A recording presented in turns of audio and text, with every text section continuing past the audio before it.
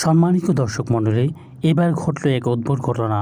একটি গরুর বাছুর জন্মের পরে সে দুধ দিতে শুরু করেছে। তো বন্ধুরা, চলুন ভিডিওটি দেখে নেই। প্রথম দিন যখন তো আইসি দুধ দহন করছি, তখন আমি দেখলাম যে দুধটা একদম স্বাভাবিক সুন্দর, কোনো এটা যেন কোন স্পট নাই। তখন আমি কইলাম যে আমার বাচ্চাগণ যে এটা জাল দাও। তখন জাল দিলে দেখলাম যে না, আমরা স্বাভাবিক, এটার মধ্যে কোন স্পট নাই, সঠিক সুন্দর, ঘ্রাণও সুন্দর। তখন আমার বাচ্চাকে আমি দিলাম, এবং এটা আমি মনে করি আল্লাহর একটা মহান কুদরতি, এটা কুদরত। আমার বয়স প্রায় 70 বছর, আমার বাপ দাদার কাছেও শুনি নাই। আল্লাহ কুদরত থেকে এগুলো হইছে। এলাকার লোকজনও বলছেন যে এটা একেবারে আল্লাহ রাব্বুল আলামিনের রহমত, তার রহমত ছাড়া এটা কোনোভাবেই সম্ভব নয়। টান দিলাম, দেখলাম দুধ স্বাভাবিকভাবে দুধ আসতেছে।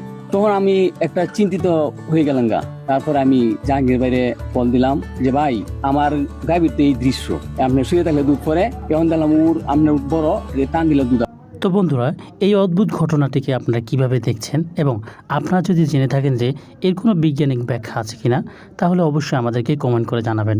ধন্যবাদ সবাইকে।